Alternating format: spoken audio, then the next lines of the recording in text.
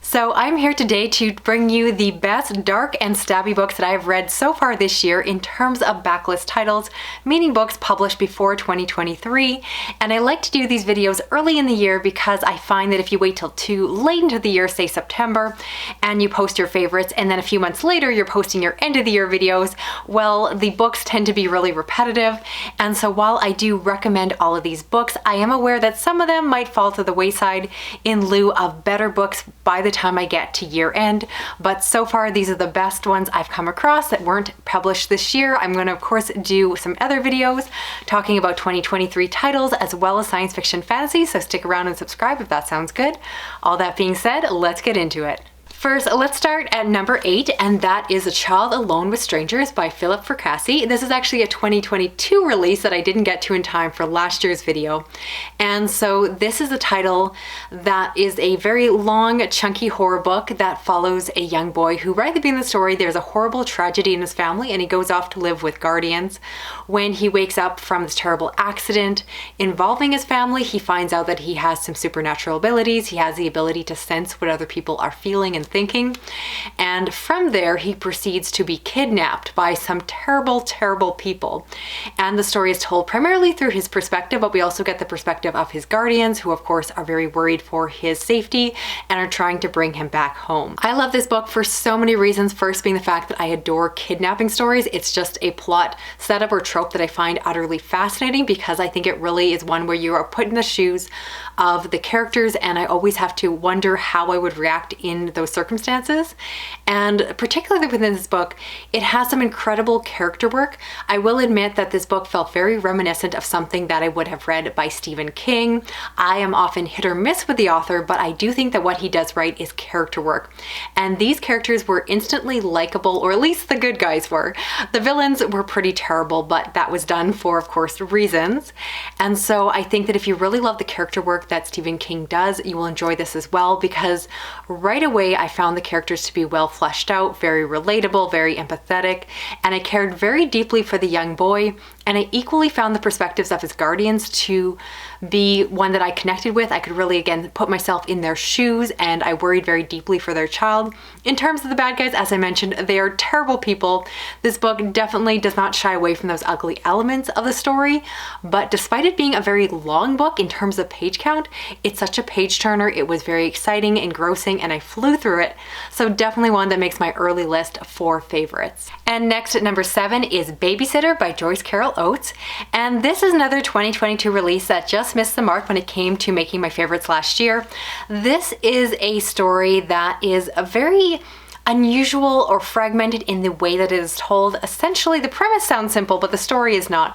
We follow a woman at the beginning of the story who is going off to a hotel to have an affair. She's going off to meet a man who is not her husband and start some illicit relationship. And then we also find out that this story takes place within a town where there's a serial killer known as the Babysitter, and he is responsible for the disappearance of young children. And she, of course, is worried as a mother for her children, but is not particularly concerned. She doesn't really think they're going to be targeted.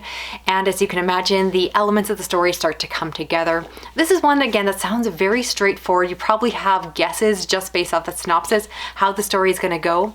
But there is something about Joyce Carol Oates' writing and plotting that just makes for an incredibly unique story. If you've never read Carol Joyce Oates before, I really recommend checking out her prose because it's like nothing I've read before. Again, I want to say it's very sparse and fragmented, and honestly, the first time I read her, I wasn't sure if her writing was for me, but this book really changed my mind and really has gotten me excited to read more of her work. So I do predict that even if this book doesn't make my final end of the year favorites, I have a feeling I'm going to read more of her work this year, and I have a guess that something is going to make the list because I really like the way that she writes unsettling stories. It just felt very off kilter. I didn't really know where it was going to go. She writes very complicated, ugly relationships. Again, the main character, this mother who is cheating on her spouse, is not intrinsically likable, but you still want to know what's going to happen. And I was gripped in, even though you don't always wish the best for the characters. You don't always want to be their best friend. But in terms of compelling protagonists, she does such a great job. And again, this book just felt unique. It felt different. I've read so many thrillers, and there's something about the literary aspect that she brings to the story. that just made it feel really special, and I can't stop thinking about it. Then at number 6, we have A History of Fear by Luke Dumas. And this is a story that's set in Scotland, and it follows a man who is convicted of all of these brutal killings. However, he claims that he did this all under the influence of the devil. The narrative format of this book is very unique in the way that it's told almost in a form of investigation. So we follow different characters, particularly a journalist who is going through and analyzing his life, and you also get his perspective and just trying to piece together what actually happened. This is a premise that I thought was going to be very simple and basic, but the author did a fantastic job bringing a psychological aspect to the story. This book definitely blends the line between horror and thriller, and I will let you decide for yourself where this book lands in terms of those genres, but I really enjoyed it. I will admit it was a slower burn. It took me a little bit of time to get into, but once it caught my attention, I was completely hooked, and it definitely made me think. It made me question things. There were some really eerie or unsettling parts of the story, and it just made me question the reliability of the characters, who to trust, what to believe. And it was a slow build, but I think the story needed that and ended up working out really well. So I do recommend, if that sounds up your alley, I really hope you check this one out. Then at number 5, we have The Ghost Bride, and this is a piece of historical horror that leans into fantasy. We are following the story that is set in Malaysia that has influences of ancient China. And within the story, we follow a young woman whose father has betrothed her to the son of this wealthy family. However, this son has passed away, and so she is put into an arrangement to become a ghost bride. Early into the story, she is possibly contacted by that spirit and has a very unsettling experience. She, of course, is very reluctant to go into this marriage. It is a marriage filled with empty beds and loneliness, and is considered to be very unlucky. And of course, she just naturally wants happiness for her life. But it does tie in with different traditions for this region, for this time period, and she gets pulled into a larger story. There's definitely a supernatural aspect to this one, but I do want to encourage you to try it out and experience that for yourself. This one, in terms of horror, is very light. It's much more atmospheric, but despite that, I will admit towards the end there was some twists and turns in the story that I personally found to be unsettling, and I really liked it. I thought the aspect of a ghost bride to be fascinating. After finishing this one, I wanted to read everything about the topic and learn all that I could. I'm not normally a fan of historical horror in general because I'm not a big historical reader, but again, this book just made me so fascinated in the time period and place and traditions, and I was just captivated by the story. It's, again, slower paced, it's more of a slow burn, it's atmospheric, a lot of things that I don't normally describe as favorite books, but this year is turning out to really go in a different direction in terms of what I consider my favorites or my personal reading preference when it comes to the dark and disturbing. So you're gonna see a little bit of trend in this list that it's not my usual crazy, stabby, body horror flicks that normally catch my attention on the page. Instead, I'm starting to get a larger appreciation for these quieter works, and this is one I definitely recommend. Then at number 4, we have Our Wives Under the Sea by Julia Armfield, and this is a very slow burning horror book that leans into suspense. In the story, we follow a woman whose wife has gone away. She is doing work at the sea and has come back, and their relationship is no longer the same. Her wife is distant, she is keeping things from her, and just seems like she kind of lost herself at sea and is no longer present. This book is so slow burning. It is all about the characters and the beautiful prose. Again, this is not the kind of book that normally would be one that I would think would be up my alley, but you just gotta try it for yourself because it's beautiful. I'll be honest, in terms of plot, there isn't a lot. There isn't any crazy, scary moments. If you're thinking of a horror book and wanting a monster to jump out of the closet, this one will not have those elements, but what it does have is a beautiful relationship that is strained, it is realistic. I think anyone who's been in a long distance or long-term relationship will identify with the challenges these women are facing, and it's just unsettling. I love the callback to the sea. It's so atmospheric and just gave me all the feels I wanted. And again, this is not normally my subgenre, so if it is your subgenre, you definitely need to check it out. The prose are beautiful. I don't normally appreciate prose, but the prose were really nice, so highly recommend this one. Such a sleeper hit of last year, and I wish I got into it sooner because I cannot recommend it enough. Then at number 3, we have Lunar Park by Bret Easton Ellis, and this is the pseudo follow-up book to American Psycho, which happened to be one of my favorite backlist books from last year. So unsurprisingly, this this book also made the list. This is a book that is incredibly meta. I know I recently talked about it, but I have to once again. Essentially, we follow the author, who is a character within this own story, so it reads like a memoir, and I had a lot of fun trying to piece together what was fact and what was fiction. He writes himself to be the most unlikable protagonist I possibly have ever read. I hated him so much. Yet because of that, it made for a very interesting narrative choice, and I thought that it built towards a really great conclusion. This one, once again, I would say is somewhat of a slow burn or a slow build.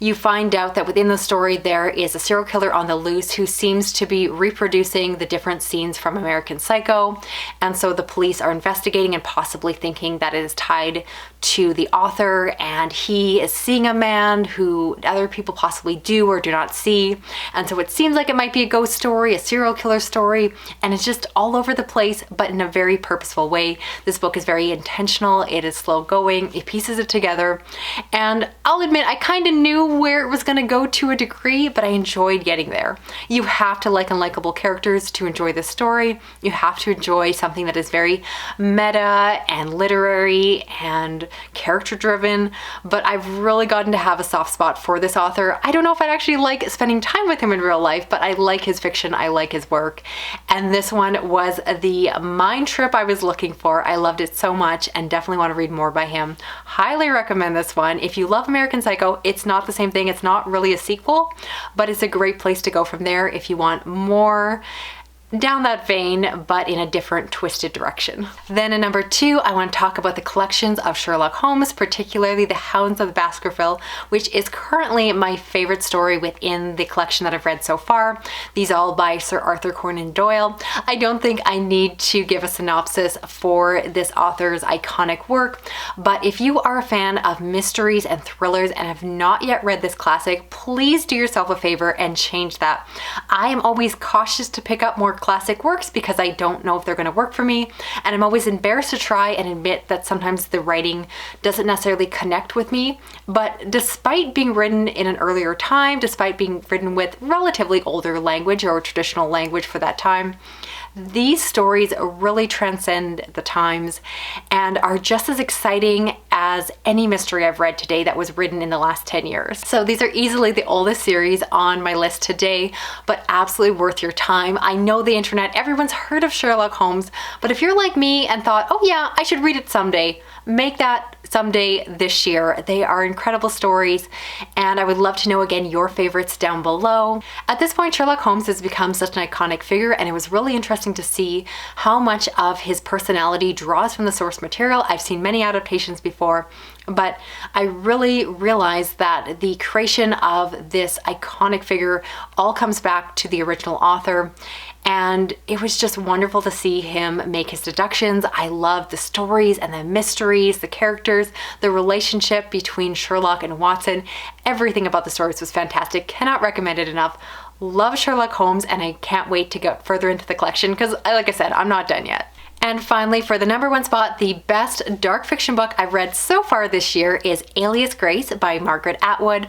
This is a piece of literary fiction that is almost a thriller or reminiscent of a piece of true crime, but it is fictionalized following the events in historical Canada. There was a gruesome case where this man and his lover were killed by the servants within the house. There was a man who was convicted and killed, and he had supposedly this accomplice, this young woman, Grace, who was working alongside him, and depending on whose account you believe, she was either an active participant or another victim within the circle of the crime, because there are different people who have different explanations about how involved she really was. Her own story shifted over the years, and so Margaret Atwood was inspired to research this case and try to find as much information as she could, and then go about creating her own story, giving what she believes to be the most plausible explanation of what actually happened. If you love unreliable narrators, this is definitely one you are going to enjoy, because Grace herself, again in the real version of this, told multiple versions of what happened, and so the world never truly got to know what actually happened, if they could believe her, if she was a victim or not. Was she the mastermind behind it all, this horrible murder? And we as a reader get to follow along through the story and try to puzzle it out for ourselves. As I mentioned in my review, over the course of the book, which is relatively long, my feelings and distrust and then trust for this character went back and forth. I didn't know what to believe. I thought I made a conclusion about how I felt about her, and then there was a shift or turn in the story that would change everything once again. If you can't tell, I was gripped into the story, and while it's still very early in the year, I'm going to say that you can trust that this book will make my end of the year content because it is way too good. There is no way I'm going to read enough books to possibly knock this off my list. I love it a lot, highly recommend it. The prose is beautiful, the character work is fantastic, and I cannot stop thinking about this case. I am completely obsessed and I want more. So that's it for this video here. I'd love to know, of the books I talked about, which ones are you planning on checking out for yourself? And I'd also love to hear, what is your favorite dark fiction book that you've read so far this year? If you're new to my channel, I hope you stick around because yes, I'm going to do the same type of video for science fiction fantasy, as well as talking about my favorite new releases so far this year. And again, at the end of the year, I'm going to wrap it all up. But again, I like to do this content early enough so that if I'm giving you a top 8 now, my top 10 list at the year end won't just be this exact same list of books with 2 more added at the end. So I like to keep things fresh. I do try to not be repetitive with my content. If you enjoy that, I appreciate it. You can give me a thumbs up. You can share this around online. You can drop a comment, even if it's just a emoticon like a little murderous lady like Alias Grace, that would be great. And if you want to hit that little notification bell, you'll never miss a video from me. Thanks so much for watching. I'll talk to you again soon. Okay, bye-bye.